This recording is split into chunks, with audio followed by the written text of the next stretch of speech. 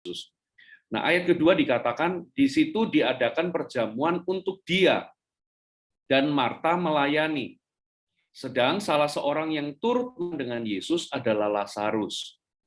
Ayat yang ketiga, maka Maria mengambil setengah kati minyak narwastu murni yang mahal harganya. Lalu meminyaki kaki Yesus dan menyekanya dengan rambutnya, dan bau semerbak di seluruh rumah itu. Ayat keempat, tetapi Yudas Iskariot, seorang dari murid-murid Yesus yang akan segera menyerahkan dia, berkata, mengapa minyak narwastu ini tidak dijual 300 dinar dan uangnya diberikan kepada orang-orang miskin? Hal itu dikatakannya bukan karena ia memperhatikan nasib orang-orang miskin, melainkan karena ia adalah seorang pencuri. Ia sering mengambil uang yang disimpan dalam kas yang dipegangnya. Maka kata Yesus, biarkanlah dia melakukan hal ini mengingat hari penguburanku, karena orang-orang miskin selalu ada pada kamu, tetapi aku tidak akan selalu ada pada kamu.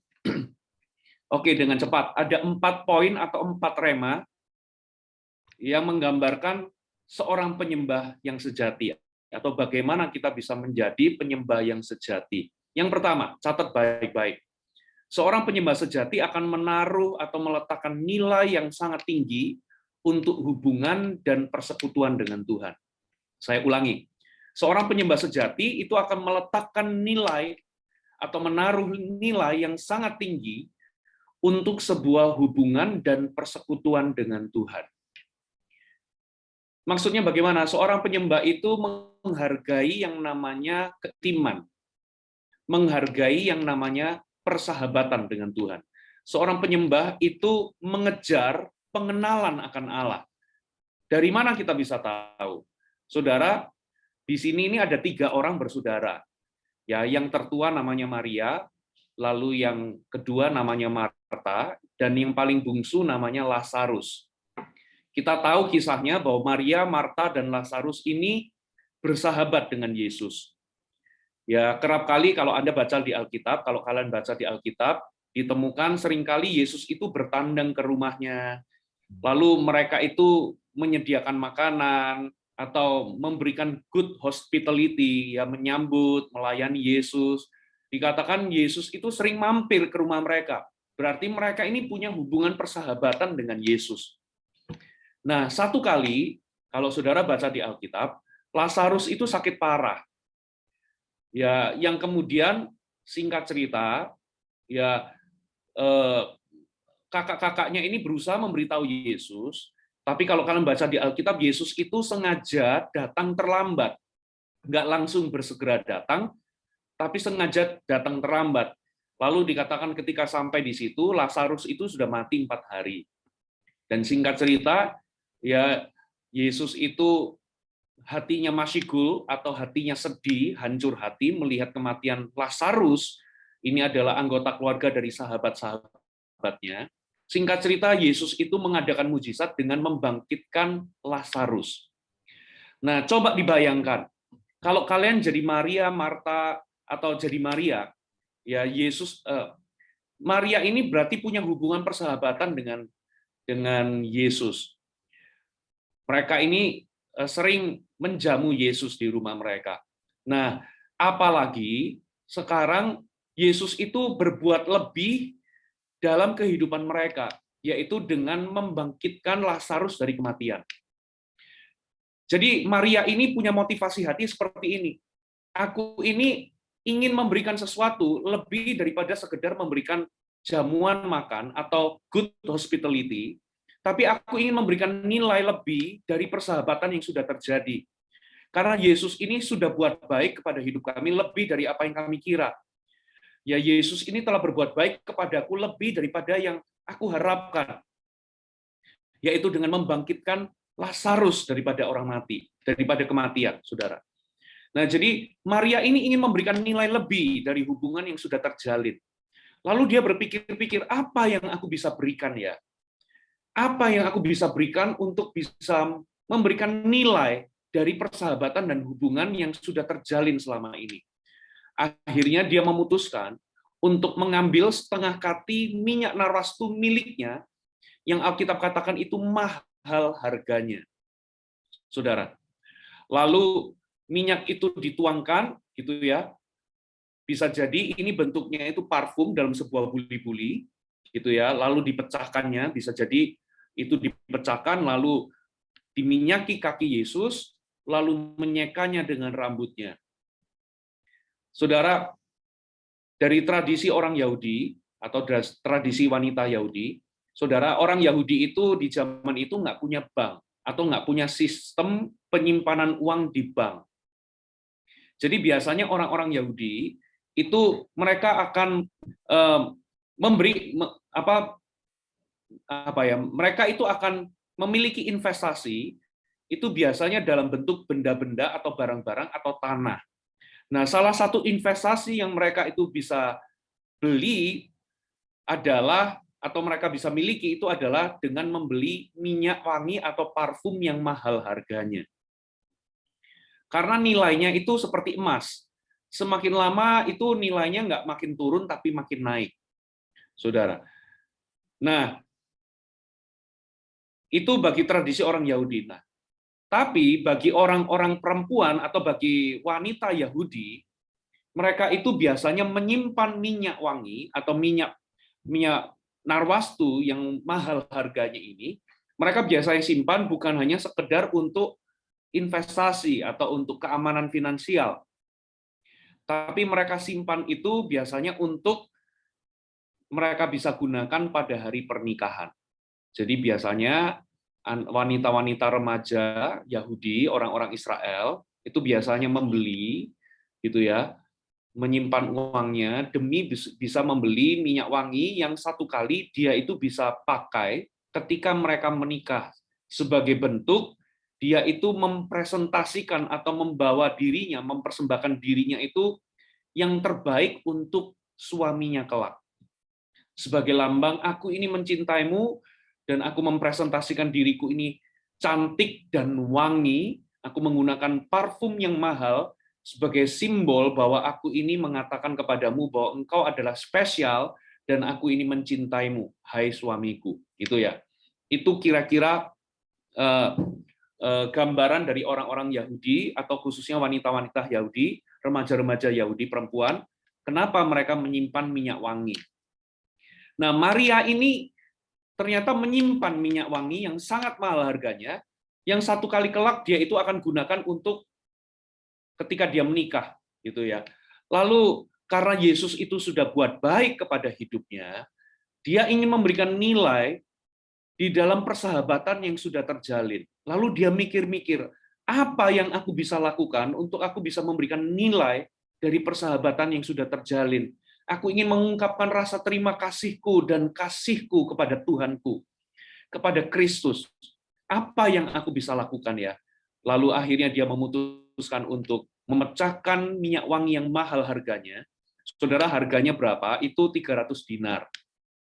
300 dinar itu setara dengan upah 1 tahun orang itu bekerja. Coba kita relevankan dengan masa kini ya. Saudara, UMR, upah buruh 1 bulan di Jakarta itu sekitar 4,5 juta. Kalau di Bekasi lebih mahal, 4,7 juta, saudara. Nah, jadi katakanlah 4,5 juta dikali 12, 1 tahun, 12 bulan. Itu kita keluar angka 54 juta. Jadi itu bukan minyak wangi yang murahan, ya, itu bukan minyak wangi yang sekali pakai lalu bisa dibuka tutup, bisa dipakai berulang-ulang, tapi ini minyak wangi yang sangat mahal yang kalau dipakai itu sekali pecah sudah nggak bisa dipakai lagi ya, cuman untuk 1 kali momen ketika itu dipecahkan atau dibuka, ya itu sekali pakai gitu ya. Jadi betapa bernilainya berarti parfum itu atau minyak wangi itu. Jadi itu bukan minyak wangi yang seperti kita pakai yang kita bisa sekarang lalu ditutup besok kita bisa pakai ulang ya sampai habis. Enggak, ini sekali pakai ya nggak bisa dipakai lagi karena bentuknya itu di dalam buli pualam dan kalau memakainya harus dipecahkan. Nah, saudara, berarti Anda harus tahu bahwa ini minyak wangi nggak bisa dipakai sembarangan. Ini minyak wangi hanya dipakai untuk acara yang paling penting dalam kehidupan seseorang yang punya minyak wangi. Nah, ternyata wanita ini memakai minyak wangi itu, dipersembahkannya untuk meminyaki kaki Yesus, lalu menyekanya dengan rambutnya. Saudara, ini yang dilakukan oleh Maria. Nah, ngomong-ngomong tentang nilai, ya coba bayangkan seperti ini. Ya, coba bayangkan seperti ini. Saudara itu ingin mempersembahkan sesuatu kepada Tuhan, tapi Tuhan itu pemilik segala sesuatu. Itu sama seperti begini loh. Anda itu mempersembahkan babi, gitu ya, kepada Tuhan yang empunya semua babi di dunia. Saya ulangi ya.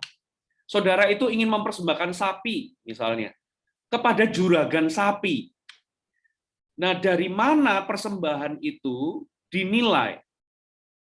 Kalau saudara, kalau katakanlah saya ini juragan sapi, saudara. Saya ini punya puluhan ribu sapi. Lalu saudara itu mempersembahkan satu sapi kepada saya. Bagaimana saya bisa menghargai sapi itu?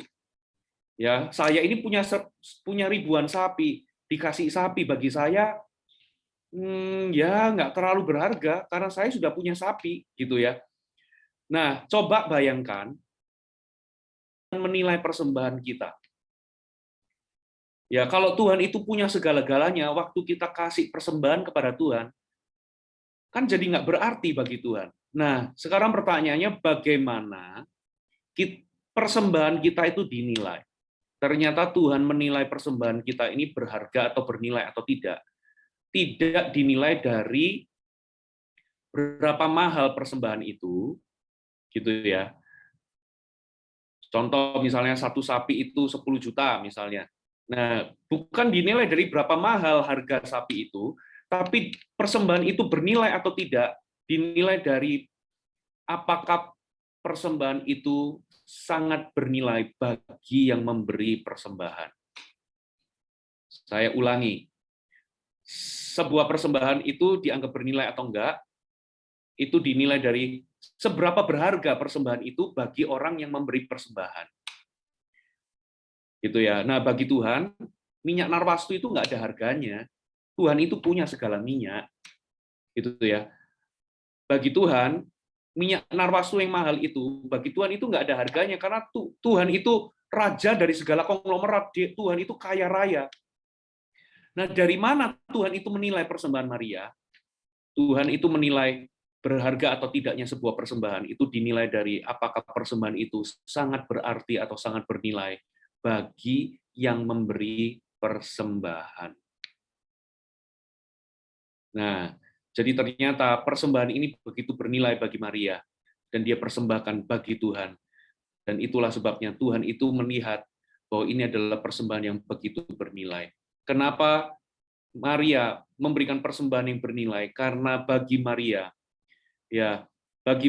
hubungan yang sudah terjalin itu sangatlah berharga. Kita bisa menilai bahwa hubungan yang Maria miliki bersama dengan Yesus itu sangat tinggi nilainya, itu bisa dilihat dari harga yang Maria bayarkan. Ya, dalam kehidupan kita juga sama. Tuhan itu bernilai atau enggak dalam hidupmu, itu bisa terlihat dari bagaimana Anda membayar harga. Saudara, contoh ya, di musim pandemi begini, ketika ibadah sudah mulai diizinkan, gitu ya, apakah saudara rela bayar harga datang ke kebaktian? Atau sekarang Anda jadi malas karena segala sesuatu sudah serba online. Bahkan ibadah online pun untuk menyalakan kamera pun bagi kita sulit. Betul nggak, saudara? Ini saya nggak nyindir ya, tapi nabrak. Ya, sekarang ini kita ikut Tuhan jadi kayak nggak niat gitu, karena segala sesuatu bisa online. Ya, kita mendengarkan firman juga sambil makan mie goreng, sambil tidur-tiduran, gitu ya. Akuntabilitas kita sekarang ini jadi makin rendah karena apa? Karena semua bisa asal-asalan.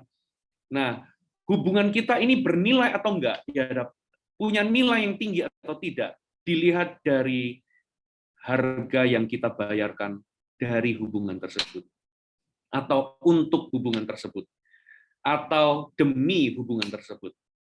Nah, makanya kalau saudara ingin menjadi penyembah yang sejati, ya seorang penyembah sejati itu akan memberikan nilai yang sangat tinggi untuk yang namanya hubungan. Nilai yang sangat tinggi untuk yang namanya keintiman.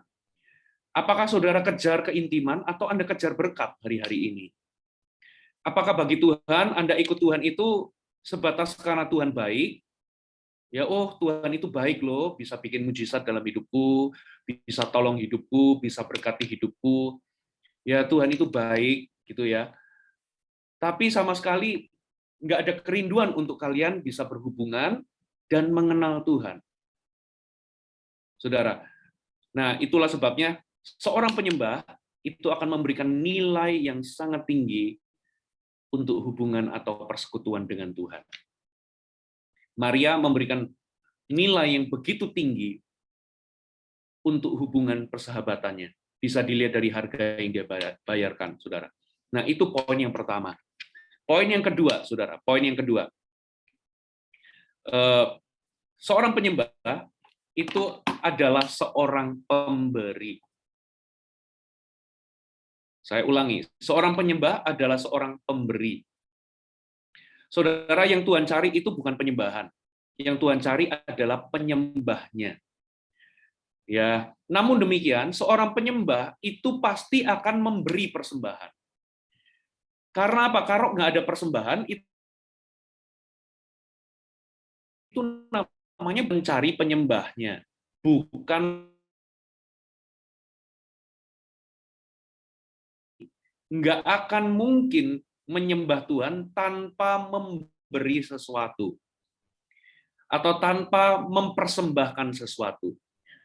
Jadi seorang penyembah itu adalah seorang pemberi. Ya, karena nggak akan ada penyembahan kalau nggak ada persembahan. Nah, saya nggak ngomong tentang uang di sini. Ya, saya nggak ngomong tentang uang. Tapi hari-hari ini, coba saudara lihat, ya mentalitas banyak orang Kristen hari-hari ini bukan mentalitas penyembah, tapi banyak orang datang ke hadirat Tuhan, mentalitasnya itu penonton. Apa bedanya penyembah dengan penonton? Penonton itu mentalitasnya datang untuk mendapatkan sesuatu.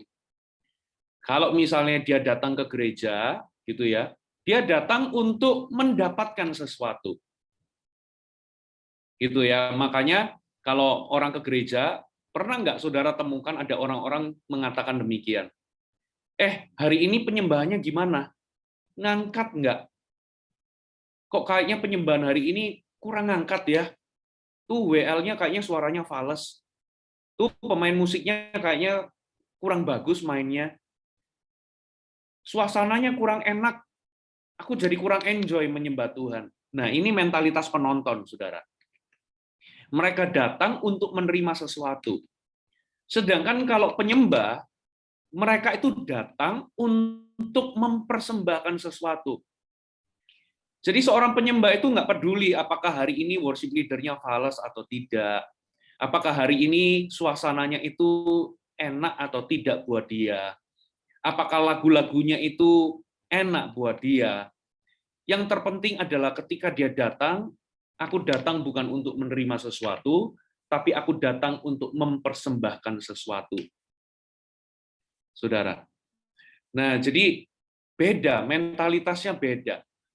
Ya, hari-hari ini ada banyak orang Kristen mentalitasnya penonton. Tapi yang Tuhan cari itu adalah pelakunya, penyembahnya. Dan seorang penyembah pasti akan menyembah. Nah, coba apa yang dilakukan Maria? Maria datang tidak dengan tangan kosong. Tapi Maria datang mempersembahkan sesuatu yang mahal, lalu dipecahkan. Saudara. Nah, lalu apa yang terjadi, saudara? Yudas Iskariot mengatakan, Yudas Iskariot itu komplain. Untuk apa pemborosan ini? Jadi bagi Yudas, itu adalah pemborosan. Apa sih definisi pemborosan? Ya, definisi pemborosan itu ini. Sesuatu dikatakan sebagai pemborosan kalau kita menggunakan uang kita untuk sesuatu yang tidak berguna dan tidak penting. Nah, itu namanya pemborosan. Ya, saya ulangi, pemborosan itu adalah kita membelanjakan uang kita untuk membeli sesuatu yang tidak penting dan tidak berguna. Jadi di mata Yudas, Yesus itu nggak penting. Di mata Yudas, Yesus itu nggak layak terima persembahan yang mahal. Ya, di mata Yudas, Yesus itu nggak layak dikasih minyak narwastu yang harganya 300 dinar. Gitu yang nggak layak. Tapi bagi Maria, Yesus itu layak diberikan persembahan yang terbaik yang dia bisa berikan kepada Yesus. Makanya kata worship itu berasal dari dua suku kata di dalam bahasa Inggris, yaitu worth and ship. Saya ulangi, worship itu berasal dari kata worth and ship. Worth, ship. Worth itu apa sih? Worth itu artinya layak, yaitu seseorang yang layak menerima penghargaan dan penghormatan. Nah, jadi bagi Maria penyembahan itu nggak mungkin kita menyembah, bagi Maria nggak mungkin aku itu menyembah tanpa memberi sesuatu. Saudara, coba kalian lihat apa yang dilakukan oleh Daud ketika Daud menyembah Tuhan. Ketika Daud itu membawa tabut Allah. Saudara, ketika Daud itu membawa tabut Allah, Daud itu memberikan yang terbaik. Dikatakan setiap 6 langkah, itu Daud mempersembahkan korban. Saudara, anak lembu dan lembu tambun itu dipersembahkan korban. Tiap 6 langkah, nah jarak dari tempat dari mana tabut Allah itu dibawa, dari rumah Obed-Edom sampai ke jantung kota Daud, itu kurang lebih 17 km, kurang lebih ya. Nggak tahu, saya lupa-lupa ingat, nanti Anda bisa cek. Ya, berarti itu ada ribuan, berarti ada berapa ribu langkah. Tiap kali 6 langkah itu mempersembahkan korban, berarti ada berapa ribu korban. Saudara. Lalu kalau saudara perhatikan Salomo ketika mentahbiskan bait suci, lalu kemuliaan Allah turun di dalam bait suci sampai orang-orang nggak bisa berdiri. Kenapa kok kemuliaan Allah bisa turun di situ? Karena apa, saudara? Karena Salomo itu mempersembahkan korban yang tak terhitung banyaknya, dikatakan.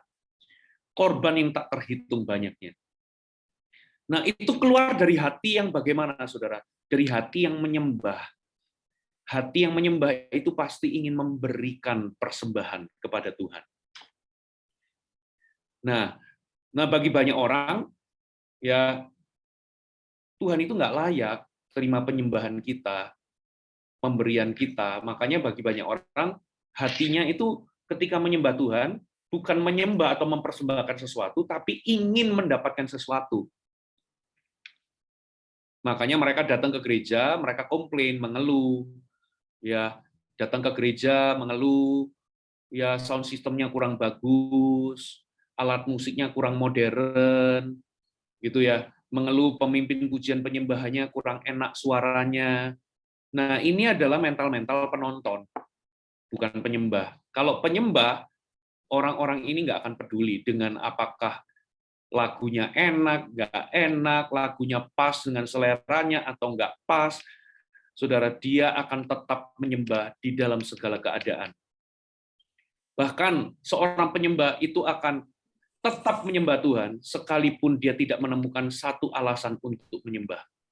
Di dalam keadaan yang sulit, di dalam keadaan yang sukar, lagi ditimpa masalah, atau lagi kena musibah, orang-orang Kristen yang kuat, orang-orang Kristen yang punya hati menyembah, dia akan tetap mengucap syukur, dia akan tetap menyembah Tuhan, walaupun dalam keadaan yang sulit. Makanya ada nama korban syukur. Ada kata korban syukur itu berarti kita ini harus berkorban, mempersembahkan sesuatu. Korban syukur itu kita mengucap syukur bukan hanya ketika kita dapat kado, kita terima kebaikan Tuhan, tapi kita ini mengucap syukur bahkan dalam keadaan-keadaan yang tidak baik. Itu namanya Anda memberikan korban syukur. Katakan amin, saudara. Nah, jadi hati yang menyembah itu hati yang memberi. Dia nggak datang untuk mendapatkan sesuatu, tapi dia datang untuk mempersembahkan sesuatu.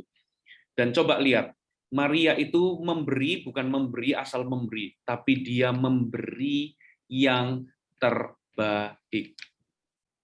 Dia memberikan yang terbaik. Ketika dia menyembah di gereja, ketika dia menyembah di online, dia memberikan yang terbaik. Dia nggak memberikan yang asal-asalan. Ketika dia memuji Tuhan, menyembah Tuhan, saudara, dia berikan yang terbaik. Ketika kita bersaat teduh, dia juga berikan waktu-waktu yang terbaiknya. Ya, bukan waktu-waktu sisa. Seringkali kita memberikan waktu-waktu sisa, ya, yaitu waktu-waktu pas kita sudah ngantuk, ya, lalu kita berikan. Jadi penyembahan kita ini menyembah Tuhan dengan ngantuk-ngantuk, gitu ya. Tapi waktu-waktu kita ini produktif, waktu kita nggak ngantuk, kita habiskan untuk nonton TV, main gadget, gitu ya. Nanti Tuhan itu waktu di ujung-ujung aja, kalau saya sudah ngantuk, baru saya menyembah Tuhan. Nah, akhirnya kita memberikan waktu-waktu sisa, waktu-waktu yang nggak terbaik, dalam kondisi yang sudah ngantuk. Baca Alkitab, kita membaca waktu di ujung kita mau tidur. 15 menit di ujung waktu kita mau tidur. No wonder kita baca Alkitab, kita berdoa, amennya besok pagi, ketiduran. Gitu ya. Nah, ini poin yang kedua. Dengan cepat, poin yang ketiga, seorang penyembah, ya, poin yang ketiga adalah seorang penyembah sejati itu akan menyembah dengan tidak berpusatkan kepada diri sendiri. Pusatnya adalah Tuhan, pusatnya adalah Kristus, bukan diri kita sendiri. Loh, di mana maksudnya? Begini, saudara, tahukah saudara seorang penyembah itu, gini, kita lihat aja Maria, saya kesulitan coba menjelaskan. Ketika Maria itu menyeka, berlutut gitu ya, lalu memecahkan minyak itu, lalu meminyaki kaki Yesus, melayani Yesus, meminyaki kakinya, lalu menyeka dengan rambutnya. Saudara, apa yang dilakukan Maria ini mengundang perhatian banyak orang. Saya ulangi, apa yang dilakukan Maria itu mengundang perhatian banyak orang. Kenapa mengundang perhatian banyak orang? Yang pertama, saudara, dia mempersembahkan minyak yang mahal. Mata orang terperanjat, ini sesuatu yang mahal nih. Lalu yang kedua, dia meminyaki kaki Yesus. Ya, itu sama seperti mengurapi kaki Yesus, itu lambang dari pernyataan kasih, melayani. Lalu enggak cuman itu, ternyata Maria itu harus mengurai rambutnya. Jadi rambutnya itu harus diurai.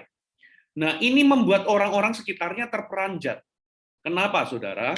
Karena tradisi di waktu itu mengurai rambut itu seperti kebiasaan seorang pelacur untuk menarik perhatian lelaki hidung belang. Jadi bagi wanita baik-baik seperti Maria, mengurai rambut itu langsung mengundang perhatian. Kenapa? Karena itu nggak lazim. Nah, untuk bisa menyeka kaki Yesus, itu dia harus mengurai rambutnya, lalu dijadikan seperti lap. Nah, perhatikan, ya, lihat saya baik-baik. Penyembahan itu pekerjaan hati. Saya ulangi. Penyembahan itu pekerjaan hati yang menemukan apa ya? Yang menemukan bentuk di dalam ekspresi luar. Ya, saya ulangi. Penyembahan itu pekerjaan hati yang menemukan jalan dalam bentuk ekspresi yang ada di luar. Saya mau kasih contoh. Ya, kenapa sih kita ini mengangkat tangan di dalam penyembahan? Itu adalah ekspresi hati Anda yang berserah kepada Tuhan. Jadi hatimu itu berserah, ya, di dalam hati Anda itu berserah kepada Tuhan, lalu hati yang berserah itu menemukan jalan untuk mengekspresikan dalam tindakan luar, yaitu dalam bentuk Anda mengangkat tangan. Itu ya. Memang ada orang menyembah, angkat tangan tapi hatinya pura-pura gitu ya. Itu cuman drama gitu ya. Tapi penyembah sejati, ya dia akan menyembah dari dalam hatinya. Penyembahan itu ekspresi hatinya yang ditampilkan dalam bentuk ekspresi di dalam tindakan luar. Ya, contoh, seseorang yang menyembah Tuhan dengan merendahkan hatinya, dia akan mengekspresikan penyembahan yang ada dalam hatinya itu dalam bentuk tindakan luar dengan dia berlutut. Nah, makanya di dalam gereja saya melihat ada orang-orang berlutut. Jadi berlutut itu adalah ekspresi luar dari sikap hatinya. Ya, kita nggak boleh loh menyembah itu ngomong begini, yang penting hatinya, Tuhan tahu kok, tapi nggak perlu diekspresikan keluar, yang penting hatinya. Aneh, saudara. Ya, contoh saudara itu ikut nonton pertandingan bola di stadion misalnya. Anda itu mendukung kesayangan saudara. Lalu ketika tim kesebelasan kesayangan Anda itu memasukkan gol, apa yang Anda lakukan? Anda mengekspresikan hati Anda yang bersukacita dengan tindakan luar, kan? Apa ekspresinya? Anda tepuk tangan, lalu Anda teriak bersorak-sorai, gol, gitu ya.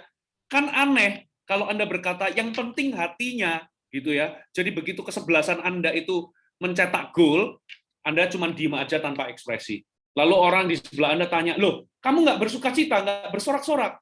Enggak, yang penting hatinya. Yang penting hatiku bersukacita, gitu ya. Tapi Anda flat, gitu. Itu aneh, saudara. Nah, makanya sikap hati itu harus diekspresikan. Nah, saudara, apa yang dilakukan oleh Maria? Yang pertama, Maria itu memberikan persembahan. Maria itu mengekspresikan hati yang berkorban. Dengan cara apa? Dia pecahkan minyak narwastu. Yang kedua, Maria itu mengekspresikan kasihnya kepada Tuhan. Dengan apa? Dengan tindakan luar berupa dia berlutut, lalu meminyaki kaki Yesus. Yang ketiga, dia ekspresikan kerendahan hati. Dia merendahkan diri di hadapan Tuhan. Hatinya itu merendah ketika menyembah. Lalu dia ekspresikan dalam bentuk dia mengurai rambutnya, lalu menyeka dengan rambutnya, menyeka kaki Yesus dengan rambutnya. Nah, sontak otomatis itu mengundang reaksi. Makanya seorang penyembah itu akan mengundang reaksi. Orang-orang di sekitarnya itu melihat Maria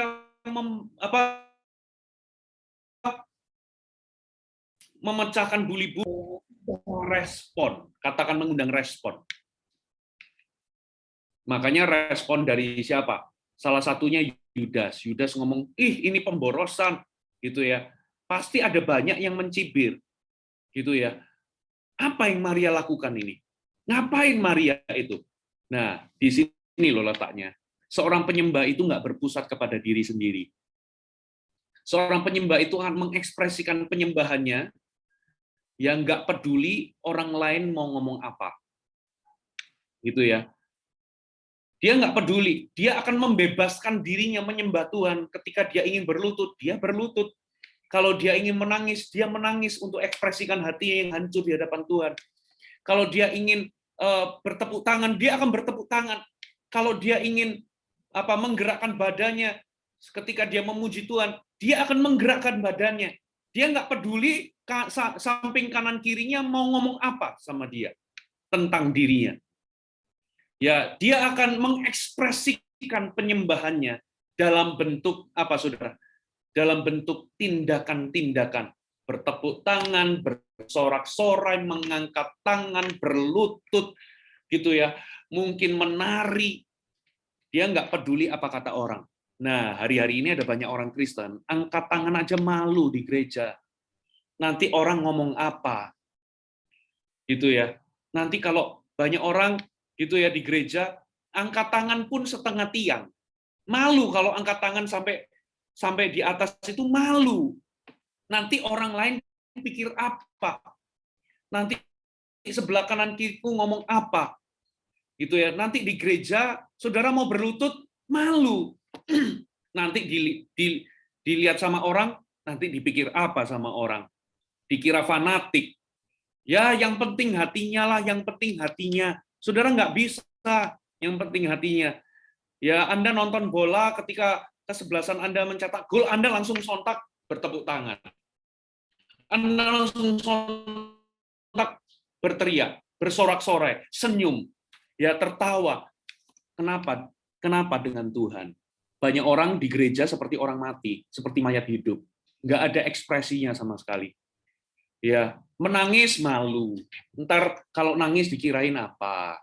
Gitu ya. Mau berlutut malu, mau angkat tangan malu. Ntar orang lain pikir apa? Saudara seorang penyembah itu nggak akan mikir apa yang orang lain katakan tentang dirinya.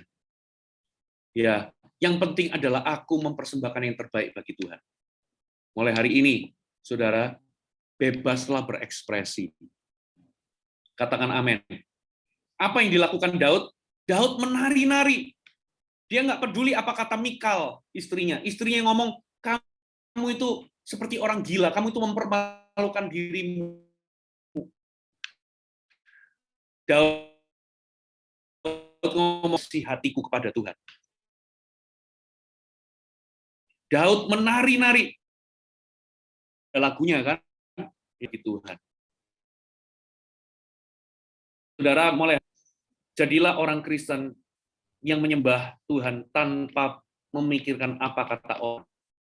Seorang penyembah itu akan mengekspresikan gerakan hatinya.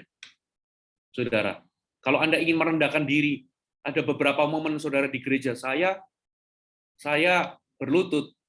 Bahkan saya pernah mendapati ada jemaat itu sampai tersungkur, saudara, ketika hadirat Tuhan begitu pekat ada dalam gereja kami, itu ada yang tersungkur seperti orang mati. Ya, tentunya semua harus sopan.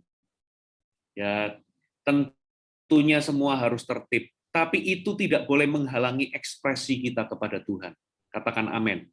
Karena Anda tidak sedang berpusat kepada diri sendiri.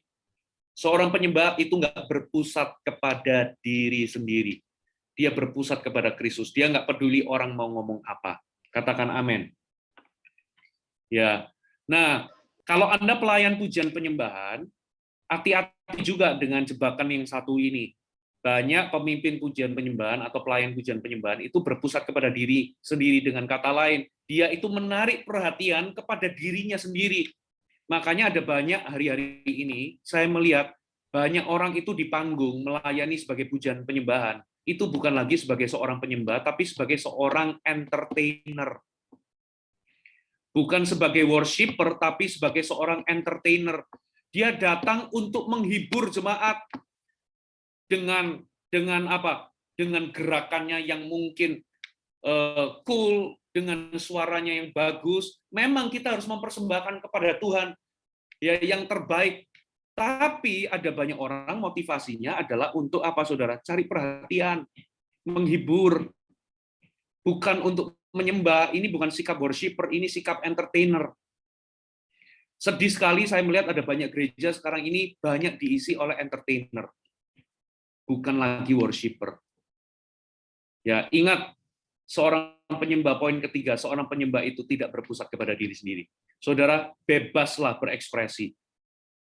Ya, jangan ada seorang pun menghalangi Anda. Ya, jangan pikirkan apa kata orang. Ini bukan tentang dirimu, tapi ini tentang Tuhan. Bodoh amat mau orang ngomong Anda fanatik, bodoh amat mau Anda orang ngomong Anda gila, berlebihan. Kalau Anda mau nangis, nangislah. Cucurkan air mata Anda di hadapan Tuhan. Kalau Anda mau berlutut, berlututlah. Kalau Anda mau angkat tangan, angkat tangan. Waktu sesi pujian, kalau Anda mau menari, melompat, melompatlah. Ingat, tetap harus tertib, tidak liar. Gitu ya. Ya, kalau Anda mau apa ya, menggerakkan kaki Anda ke kanan ke kiri, gerakan kaki Anda ke kanan ke kiri.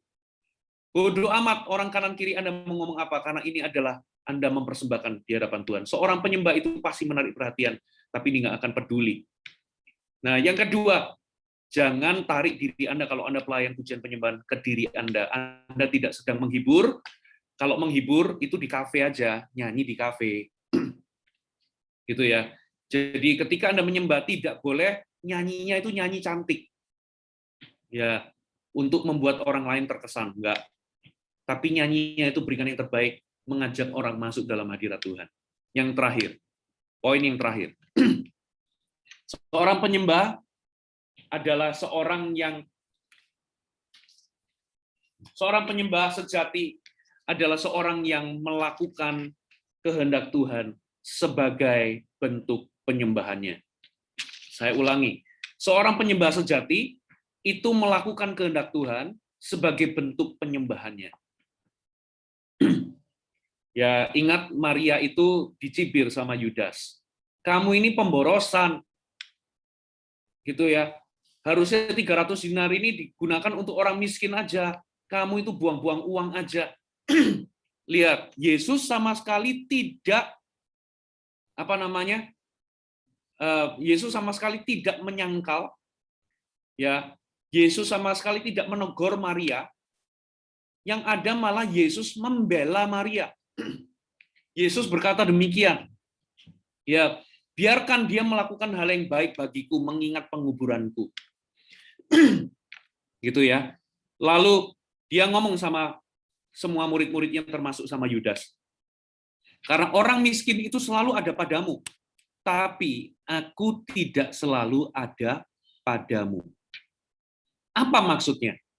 Ternyata tanpa disadari, apa yang Maria lakukan kepada Yesus itu dipakai oleh Bapa untuk memperingati Yesus bahwa sebentar lagi kamu akan mati dan dikubur. Jadi ternyata apa yang dilakukan Maria ini persis menjelang kematian Yesus. Apa yang dilakukan Maria ini ternyata berguna untuk mempersiapkan kematian Yesus. Yesus diurapi untuk mempersiapkan kematian Yesus. Dengan kata lain, apa yang Maria lakukan itu on time. Katakan on time. Kata on time itu memberikan arti tepat dan akurat.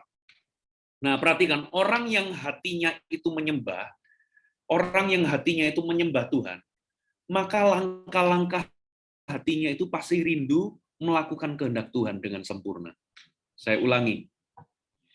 Ya, orang yang hatinya itu menyembah, itu biasanya gerakan hatinya atau langkah-langkah hatinya itu rindu melakukan kehendak Tuhan dengan sempurna.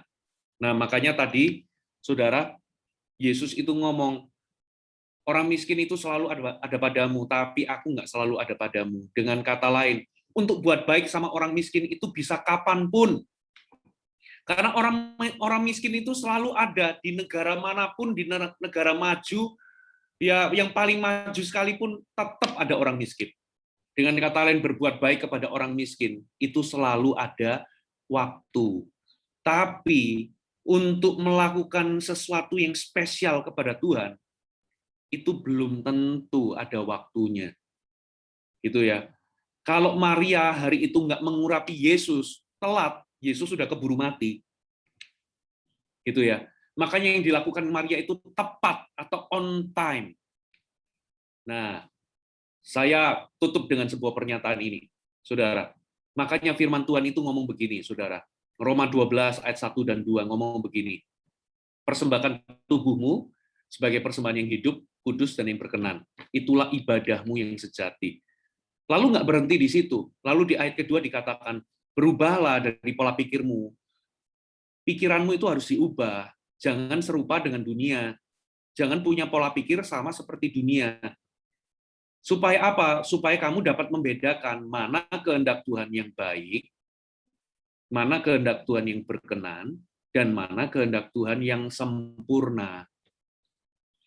Nah, Saudara, seorang penyembah, gini, Saudara pernah tahu nggak arti dari kata dosa? Arti kata dosa itu artinya hamartia, artinya apa? Meleset dari sasaran. Itu kalau Anda melepaskan anak panah itu melenceng 20 cm dari titik tengah.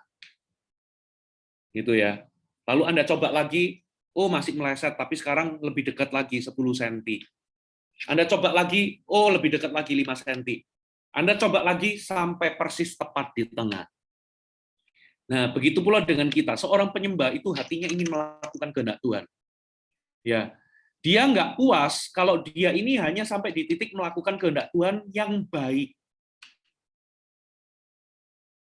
Dia nggak puas. Itu bagi dia masih meleset 20 cm.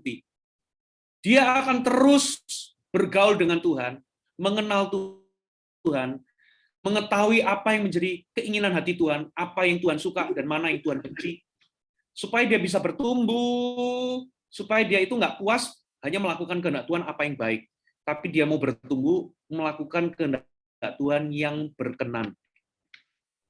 Nah, seorang penyembah nggak hanya puas sampai melakukan kehendak Tuhan yang berkenan, tapi dia akan bertumbuh sampai dia melakukan kehendak Tuhan yang sempurna dalam hidupnya, tepat di titik tengah. Nah, itulah yang dilakukan Maria, saudara.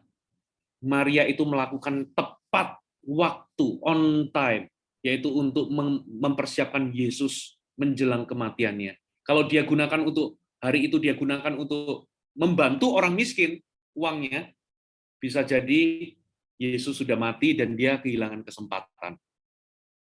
Seorang penyembah hatinya itu bergerak untuk melakukan kehendak Tuhan yang sempurna. Nggak cukup cuma baik, nggak cuma berkenan, tapi yang sempurna. Demikian firman Tuhan, mari kita tutup dalam doa ya. Kita satu dalam doa. Tuhan Yesus, meteraikan firman-Mu, khususnya untuk teman-teman, anak-anak mahasiswa di Bangka dan Belitung. Tuhan, poin-poin ini, pelajaran ini, hamba berdoa biar ini berguna, membawa mereka semakin dekat kepada apa yang firman katakan, bahwa mereka menjadi penyembah-penyembah sejati di akhir zaman ini. Terima kasih Bapa. Kami ucapkan syukur di dalam nama Yesus. Amin.